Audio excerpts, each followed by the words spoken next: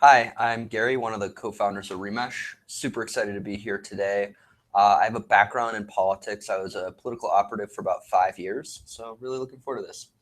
Yeah, cool. Hi, Andrew. Spent about 10 years doing theoretical physics. Started this company, Remesh, the thing you're on right now, looking at this, about 4 years ago. And what we're about to do today is a bit of an experiment.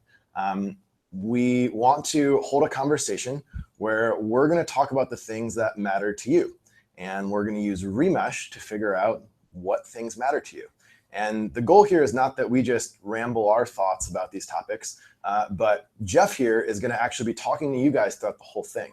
And the idea is that we want to bring your opinions into the conversation and your views into the conversation. And Remesh is the tool that we're going to use to do this. So quite excited to try this out. And if it works, I think we're going to start doing this much more frequently as we prepare for elections and things like that are coming up. So with that, cool. Jeff, do you want to introduce yourself real quick? Yeah, so I'm Jeff Bizonte. I head a product here at Remesh. But today my main role is to moderate the conversation. That's why I have a computer here in front of me. And I will be interacting with a group of people that will be then giving us input with their thoughts on different political thoughts and ideas across today's conversation. So my view is they're going to talk about issues. I'm going to ask some questions to the group and then try to use that input and insight from that group of people, from yourselves, to be able to guide the conversation and get your voice into the conversation. So with that, I'm going to start off a little bit with some introduction for the people that are participating in that online chat, and then they're going to kind of start off conversation as I start to do that. So cool. So hello. So maybe if some of you guys have been on these before, it's nice to meet you. For those who haven't, Jeff's going to send you a quick little bit of an introduction on how to use the platform. It's pretty simple. When we ask you a question, you're going to type in your response. Let us know what you think.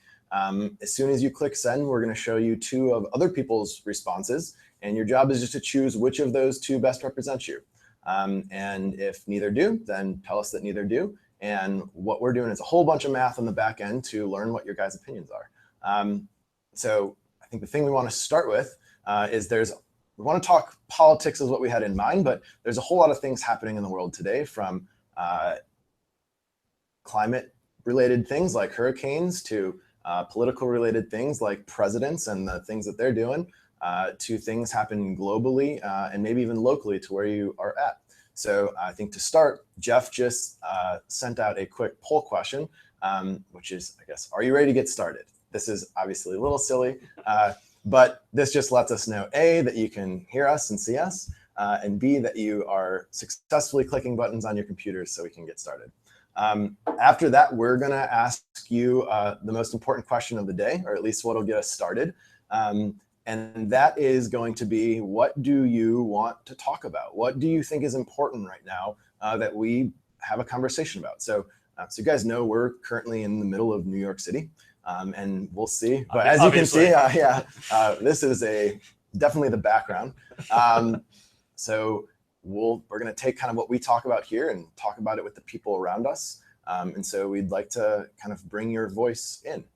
So think about it as I'm rambling right now. What do you think is important that we talk about? And Jeff will send out the question. So go ahead and send it out, Jeff. All right. So what do we talk about? Gary, what do you think is important to talk about right now? Well, I think the issues that you listed are certainly interesting. Geopolitical kind of the landscape now is pretty fascinating to me always. You've got the Middle East stuff with Syria that's always been developing. Brexit's still ongoing right now in the UK. North Korea, obviously, as well. Internally in the United States, I don't think we've probably haven't been this polarized in a long time. There's some interesting things surfacing around race and race relations that I think we could dive into. Always prevalent in these conversations is education and the value that that brings, the economy.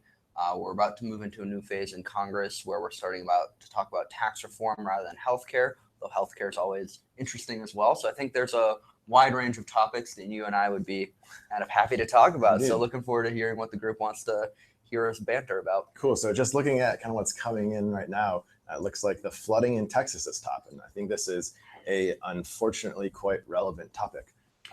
So few things on this, and Jeff, if this stays at the top, follow up with a question about what about that specifically people might be interested in. But I think this is one of those things where there's multiple pieces of it, right? So there's the underlying question of is this type of flooding and these type of events somehow related to climate change, right? So we know that the average temperature of the globe is increasing. Turns out the increasing of a temperature of the globe doesn't really itself affect us. So on average, the temperatures are only going up small percentages. But the result of that is not what's important, not the actual temperature.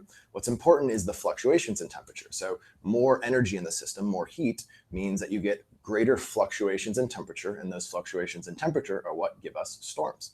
So I think certainly one might say that climate change contributes or increases the number of storms, though I would say it's probably unfair to say that this particular storm itself is a direct result of climate change. Because, well, you've got to look at the facts out here. This is the largest amount of rain that's ever fallen on the continental United States, and we're talking about in history of us tracking it.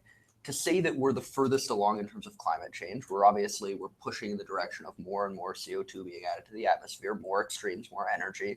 It's pretty logical to say that this is a direct result of that, right? That we are seeing the worst storm yet because we are the furthest along towards the progression of climate change that we've experienced thus far. I guess that's true. So I would say then probably the storm itself existing, maybe not so much, but the fact that it's as powerful as it is, probably a direct result of it. Yeah. I guess the other thing that's important, while we think scientifically, that's my background, is the human side of this, which is what we actually have is a really important and very not well solved problem of a whole bunch of people who are losing their homes and losing sometimes their loved ones, and losing even like the very infrastructure that their jobs and things sit in.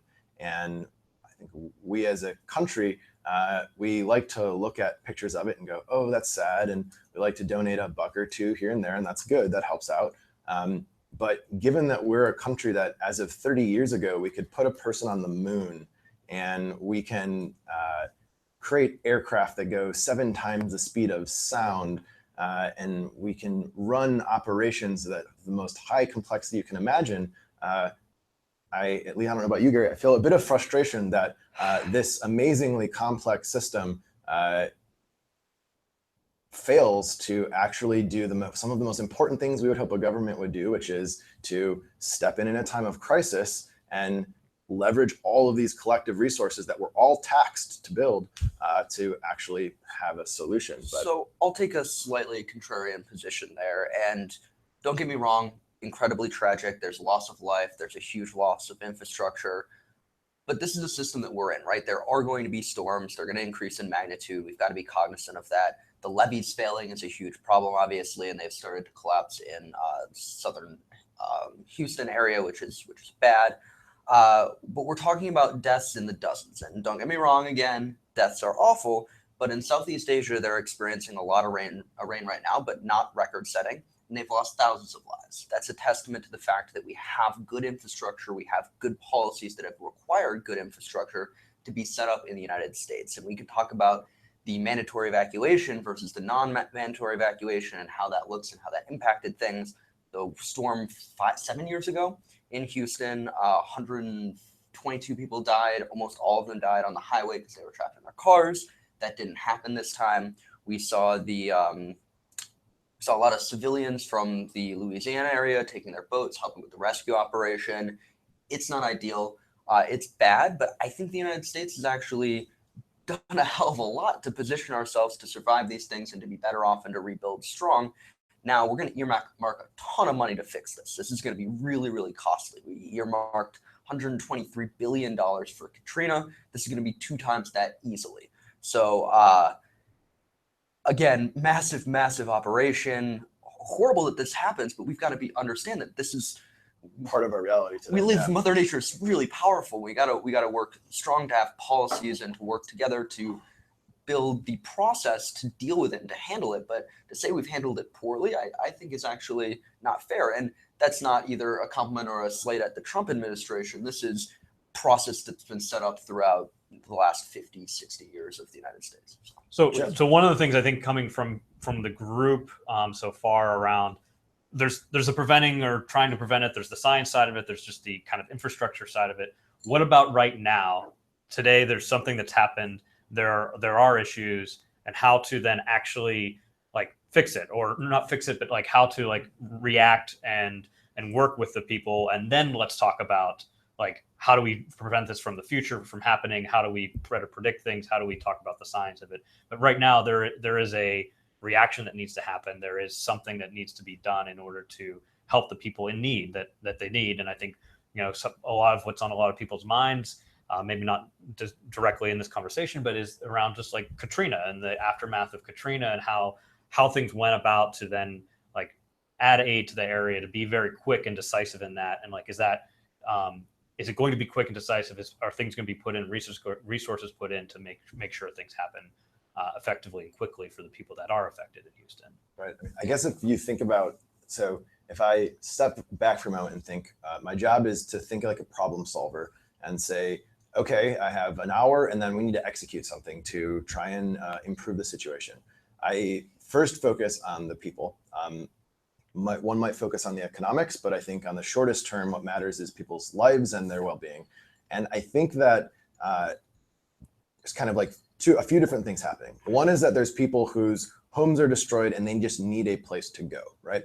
And this is a thing where I think it's challenging for me to say, open up my apartment in Brooklyn and say, hey, I have a couch, you can sleep on it, because they're very far away. And so I think in that case, it's a lot of that responsibility falls on the people who have large buildings and large infrastructure that are in the geographical location. And so I would say one potential action that we can all take is to be aware of what those places are, be aware of those who aren't opening their doors, and apply the social pressure that we as a collective group are able to get those doors open. I think I saw an example, and again, I'm quoting through the mouthpiece of the news, which is, sometimes trustworthy and sometimes not, but that there was a church that was not particularly opened up, and the people, the people not actually in Houston even, but those of us around the United States said, that's a whole bunch of BS. You should totally open your doors, and they did. And so I think that kind of very pointed action that is expressing frustration at mass towards a thing that can very quickly be changed, right? Can the door be unlocked? Yes or no, right? That's, I think, a big part of the problem.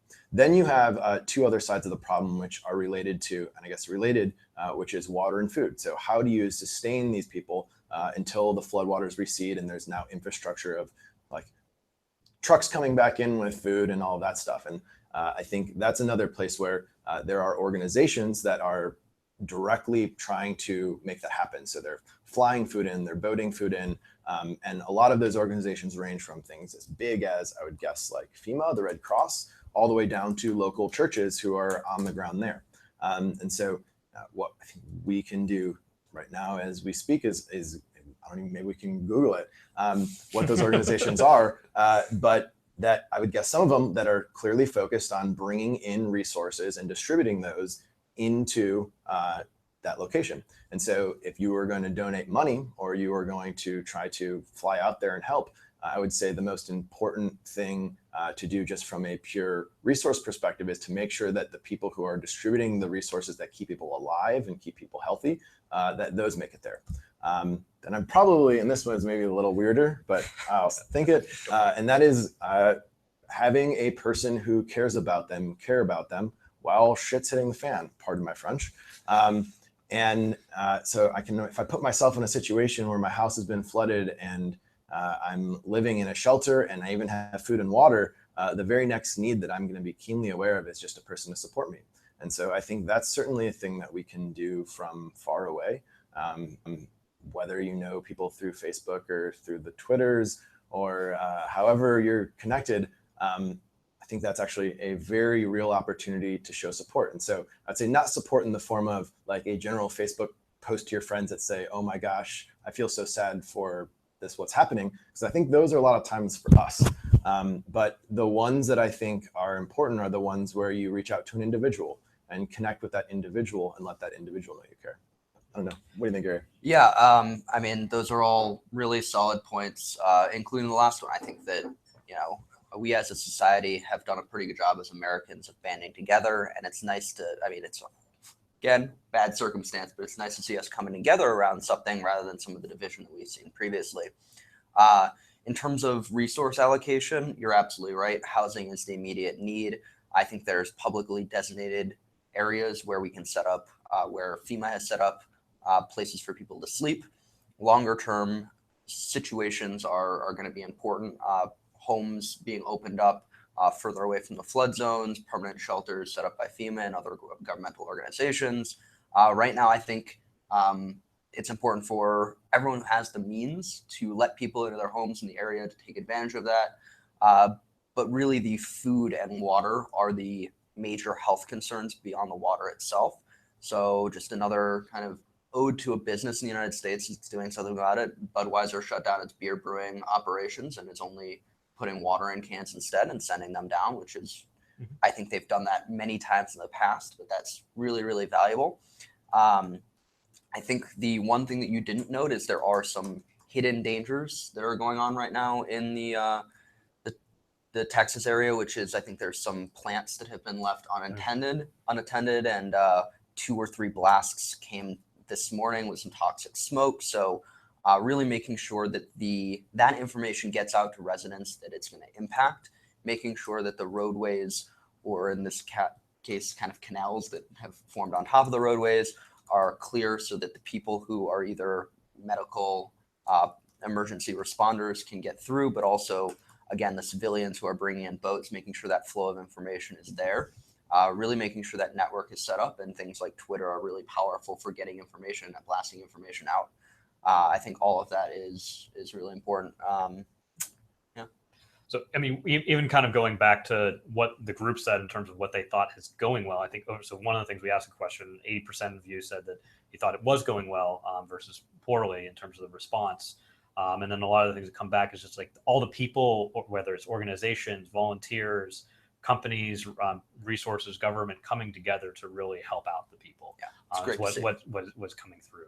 I'm going to ask a question now, which is just whether want us to continue talking about Houston or move on to another subject. And we'll go through from there, but you kind of choose your own adventure. Here, we'll continue talking a little bit kind of like about Houston right now as we wait for that response, and then we'll kind of go on. I guess I would, I think disasters are opportunities for us to learn something. And I think, at least for me, so the climate I've experienced, so I grew up in Ohio, and I now live and work in New York City, where we're based. And I've seen in the past year or so some of the starkest divisions between people and how people view the world and what they think of each other. And so for me, frustrating, because I have my friends and family back home who grew up in a very different environment than my friends here in New York City.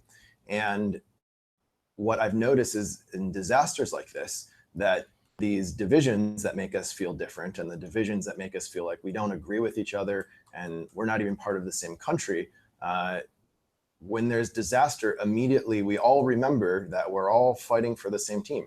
And I think that's super cool.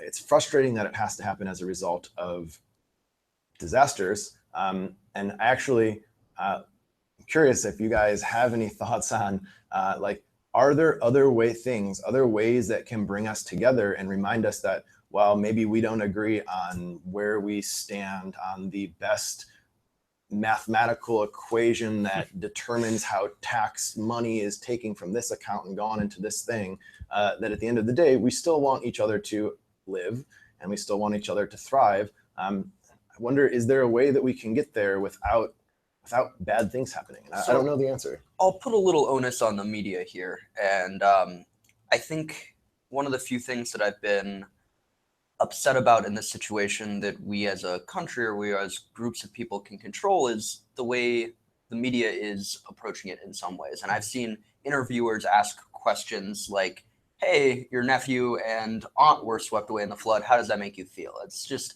it's kind of a terrible thing to drudge up. And instead of bringing resources in, people are trying to, the media is monetizing themselves off of this. And it's important for them to bring us the news. That's absolutely their job and responsibility, but doing it in a respectful manner that doesn't impact or augments the emergency response as well. And I think that kind of dovetails into the conversation around the polarization of the country and how there has been a lot of coverage about the polarization, but that doesn't represent who we are. At least that's not who I think it represents. That's not who I think we are as a country. I think moments like this that really show us coming together are who we are as Americans. And we do have people on the fringes on both sides that are problematic, and we should talk about that and understand it and work through that. But really, that's not who America is holistically. And I think the news is partially responsible for driving that wedge and divide because it's polarizing, it's entertaining, and it provides them ratings. Yeah. And I guess, this kind of circles back to a thing that is kind of at the crux of why we started this company, which is, I think very much so that when people are presented with two options and only two options and nothing else and no other input, that forces us to be divided. It forces us to play for team A or team B. It forces us to be for Donald Trump or for Hillary Clinton. And I think that those choices dramatically reduce who we are as people. That I think in almost any situation, two choices means that the likelihood that one of those best represents me is very, very low. And probably the same with you guys, right? Jump. So I think, I mean, that's a lot of the point that I think was brought up from the group here was just right around, we need to stop thinking about how we are different, instead how we are similar, or, needs to be less focused on divisive wedge issues, as that seems to be all that was ever talked about now, talking about the two-party system here. Maybe even like dovetailing into like a conversation around what is the two-party system, what it means now, and what, like, in order to be better representative of the people, from just the people that are representing us, but as well as the issues that are brought up and how that then flows into government. Because I think that's the thing that, for me, like, as we talk, I personally do not necessarily identify completely one way or the other in the political landscape. But what does identify me? Who is the team that I put myself with when things are being made, and how do we actually change that in the U.S. to be better representative of what people's actual views are and move forward? Yeah, so absolutely. Maybe can we ask them? I think you guys, sorry, we're new at this. I'm curious what you guys think.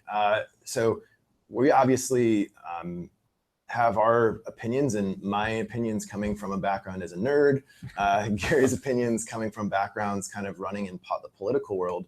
And I'm curious what you guys, who come, I think, from a broad range of backgrounds, think actually can help change this, can help shift our government and maybe our society, or our society then our government, and in some way towards a place where we don't see kind of each other by our color or our race or our gender or our, I guess, whether we're donkeys or elephants. Is that how we distinguish Republicans and Democrats these days? R's and D's, yeah.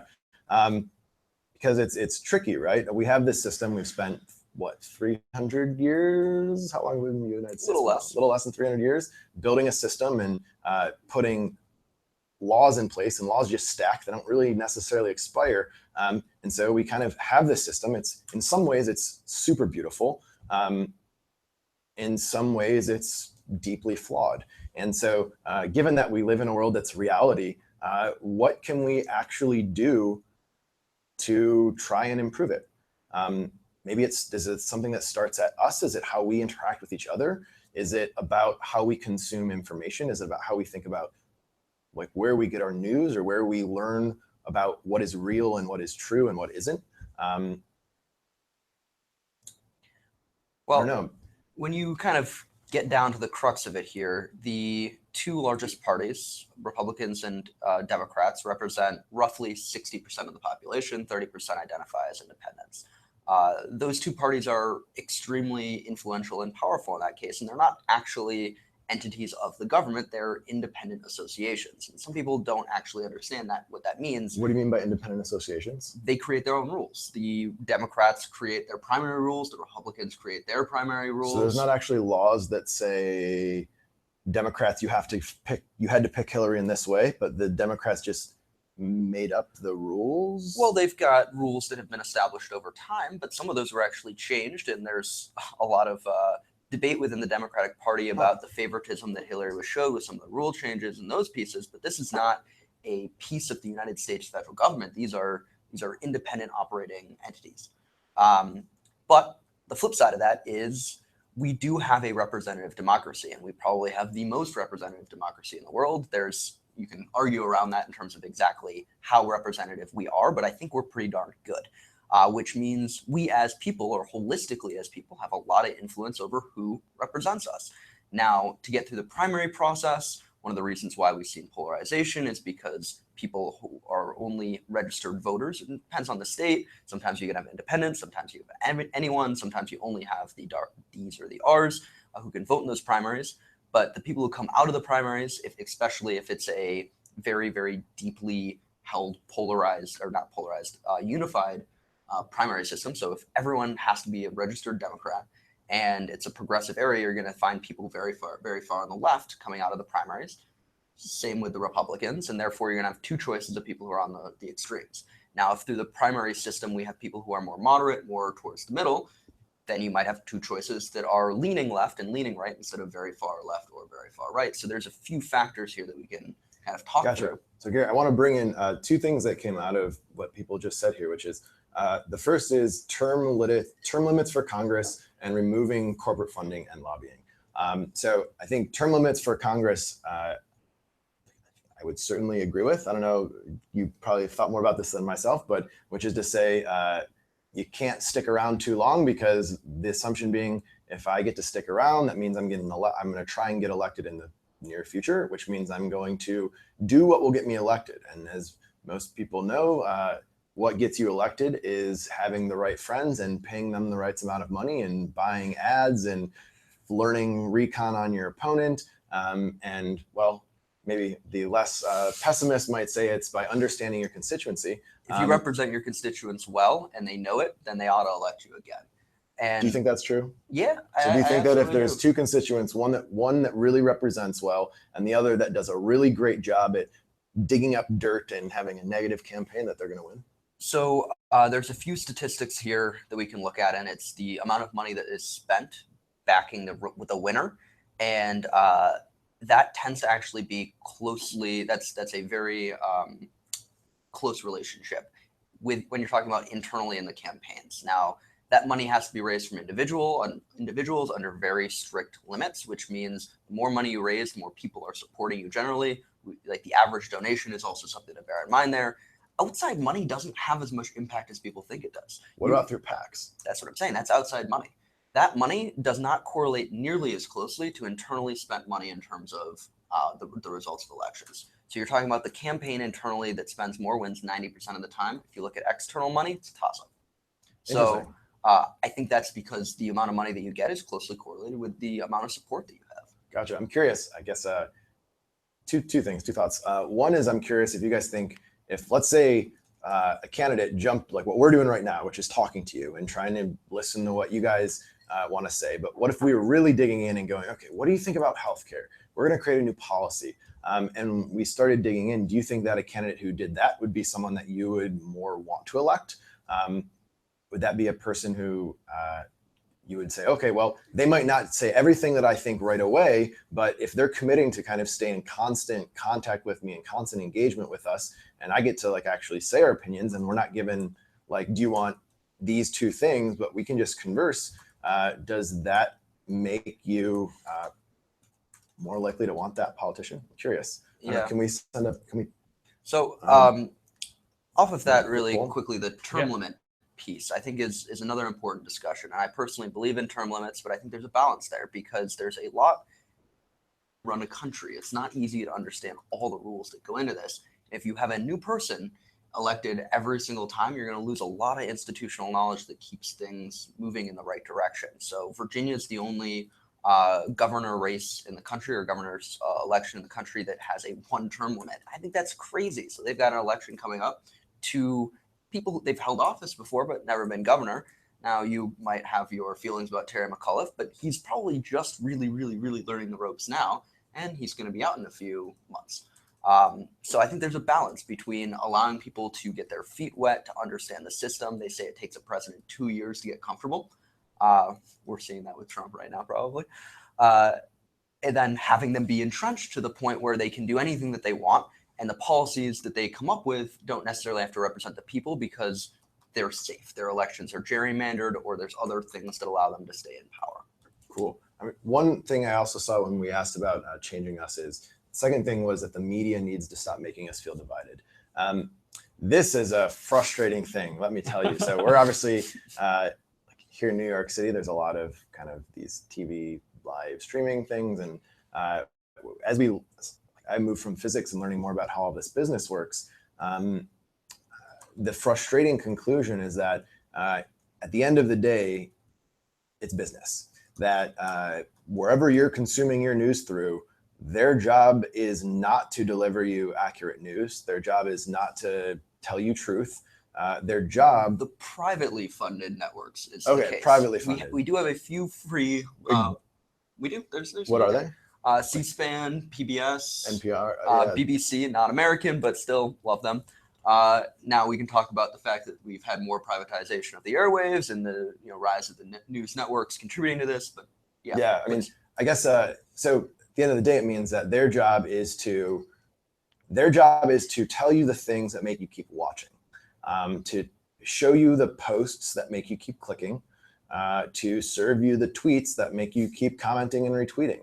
And so under that understanding, that's how it's going to operate. And I think it's maybe naive of us to think that they will do anything other than try and make more money, because that's quite literally and legally, that is why those entities get formed. So I think there's, while the optimist or the idealist in me says, let's demand that they change, I think the realist in me says, well, okay, we can work with that, right? If we know what they're aiming for, they just want us to be engaged. They just want us to consume their content. And we want to learn about the world. We want to know what's happening around. That I think it's on us to be really critical of what news we consume and where we watch it from. Because the very act of us choosing where we consume our information from, that is our endorsement. So if you're watching a channel, you are endorsing it. Whether you're watching it and you're mad or you're watching it just because you're curious, I think that consuming content is endorsing it from the eyes of the people who are producing it. And so I think what I've learned a lot in kind of thinking about this is it means that we like to get riled up. So Gary and I like to argue all the time. Debate. We debate, yeah. So we will actually pick sides of random topics and debate because it's fun. It's fun to disagree sometimes. But I think that it works. It's exciting to watch sometimes.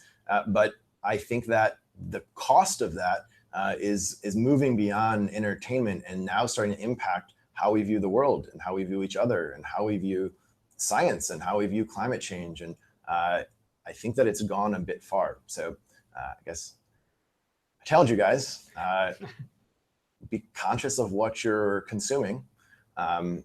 Know that you're endorsing it whether you want to or not. And think about it, like talk about it with your friends, like where are you really consuming news from? Where are you really getting truth? Because what we believe to be true kind of determines everything else that we do. And the news we consume is a lot of what we grab, the things we think we get true. But yeah, Jeff, you had to bring in some thoughts here. I was curious, what did people say when we asked about that poll question there? Yeah, so I think over about almost 70% of people said they were open and flexible to change based on constituents versus have a specific platform and sticking with it after being elected. And I think the kind of comments towards the people saying why, it's just around flexibility is key to adapting to society. It's constantly in flux with evolving ideas. So the world changes. I mean, it changes because of outside external forces. It changes because of new information and being able to have a problem-solving mindset to say this is the change, these are the facts, and try to come up with the best solution based on those facts and those things going. Yeah, it's interesting that it used to be a political attack to say that you're flip-flopping, but I've never really understood that because as you learn more things, as new data points arise, it's important to take that into consideration. And there are certain moral pillars that you can take hard stances on, but for the most part, I think it's important for us to be dynamic as a society or as a government in terms of pushing initiatives forward. And we do see, the parties now vote with each other 95+% of the time, and you don't see a lot of crossover. You don't see a lot of bills that reach compromise. And there's a reason why we've got a pretty stagnant government right now. And we can extrapolate that one layer further to kind of touch on the importance of education and being a intellectually curious group of people. And we're pretty willing to just consume content now that is entertaining. And we're less willing to watch C-SPAN or hearings of the Senate because those are boring to people. I'm a weird person because I find those interesting a lot of the time. But if we were more willing to kind of hear the rough facts and really dig in and spend more time in the middle and not just having ourselves validated or paying attention to these echo chambers, the media would naturally gravitate towards covering more diverse content because, again, they want those eyeballs. And I think what's coming to my brain is actually two things, which is that really at the crux of the problem is two sides. The first side is us. You guys, us, obviously, the people who are not in the government, and how we learn about truth and how we formulate our opinions. So it's where our opinions and where our understanding of the present comes from. And that has a lot of problems related to the media, related to the fact of who our Facebook friends are and what gets shared with us and what our local culture or local community talks about. The other side of that is how that information of what people all along the country really need, really want, how that makes it into the government and how that influences the government's decision-making, right? So I'm curious, and I'll give a little idea why I'm so curious about this, is that as we think about this tool that we've built and how we can use it to get the voice of the people more into the government, how we can use it to get the opinions of people in the ears of people making decisions while they're making those decisions and the day it's happening, as everything's changing. I'm curious of how you guys would see that best taking place. So if you think about, if you've participated in this, if you've participated in this, I guess this far, you see there's kind of, it's not perfect, but it's a pretty good way of us getting an idea of what your opinions are.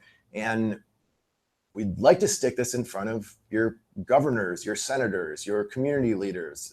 But there's a lot of different ways to do that. And so I would be curious, Jeff, if once the next question comes up, if we can ask you guys what you think the best way to do that is. What do you think is the best way?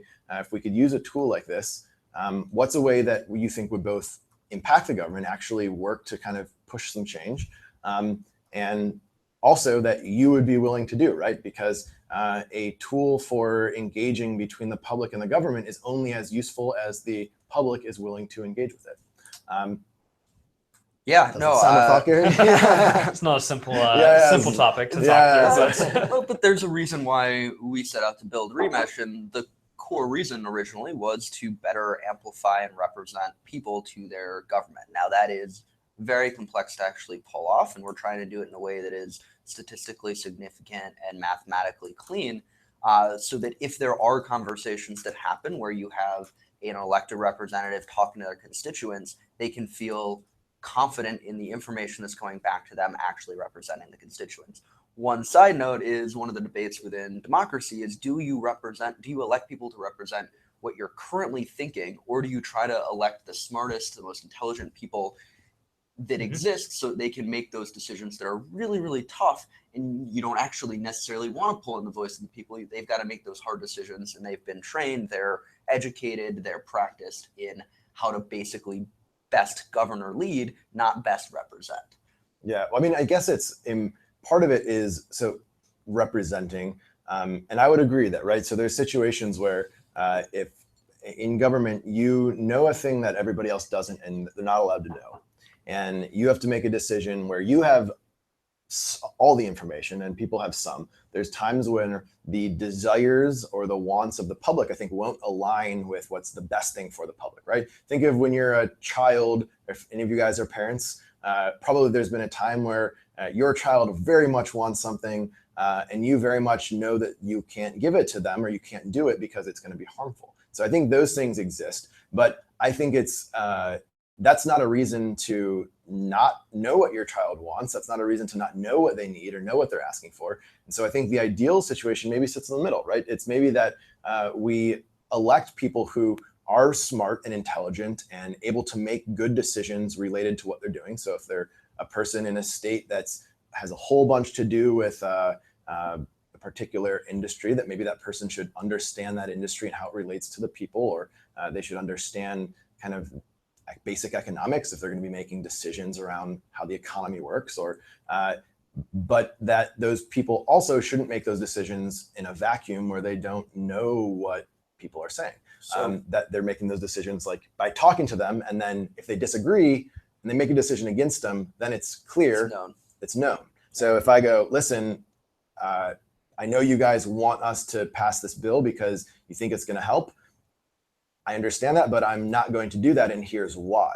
And that way, instead of what happens a lot of now in the media, which is to go, no, everybody says they don't want it, when we're all saying, hey, we want that. And they try to, I guess I see a lot in the media distort what we think of each other and what our opinions are, instead of just people taking ownership for the decisions they make.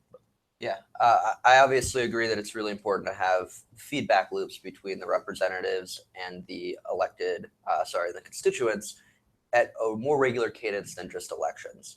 And the technology that we have is pretty powerful in being able to do that. And what I like most about it is it's democratized. So as people are going through this right now, nobody knows who the other person that their responses they're responding to are. It's not necessarily the wealthiest person in the room. It's not the person who has enough money to put their message out there. It's not the loudest person in the room or the person who ran to the microphone first.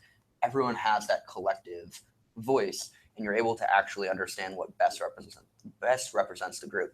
Creating that feedback loop with an elected representative with that idea of a pure democratized system, I think can be really powerful, but it is still up to elected officials to understand what the limitations are and to know that the data points that the public has might not be all the data points that they have. So I want to bring in something that the group just said here. Yeah. I mean, I think like from the point you even just said, like around this, it's not the person that has the most money to get their message out, that's able to be heard in this type of environment. But I think one of the things that was pointed out as part of this conversation is just lobbying and corporate money needs to go, because that is part of the limiting factor into actually having a proper view of the people within the constituency. So what are your thoughts on that? Like big thoughts. Again, I just took big breaths of air.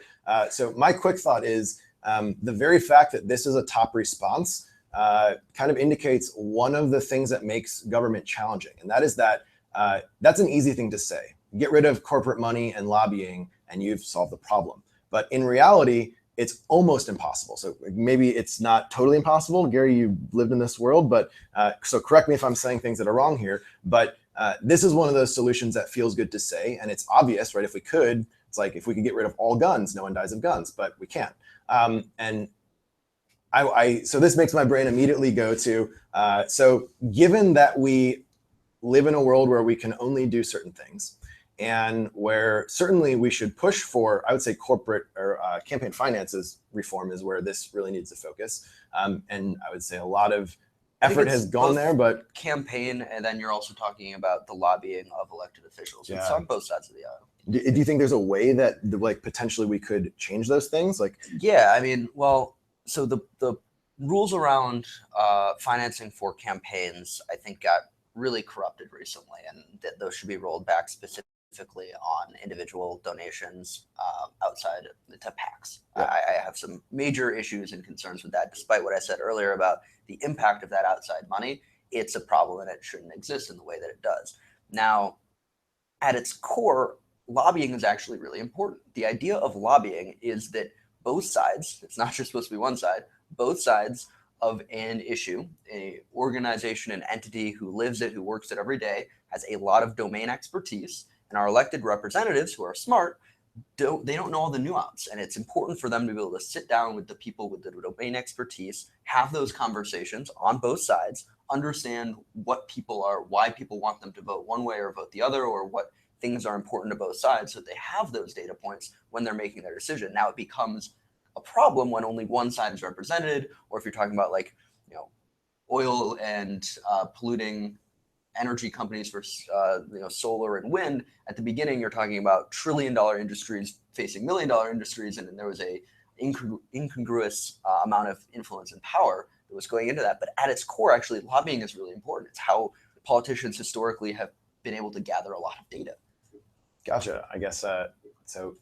There's probably still problems in so much as the lobbyists have a goal, and that goal is not to accurately represent all the data to the politicians.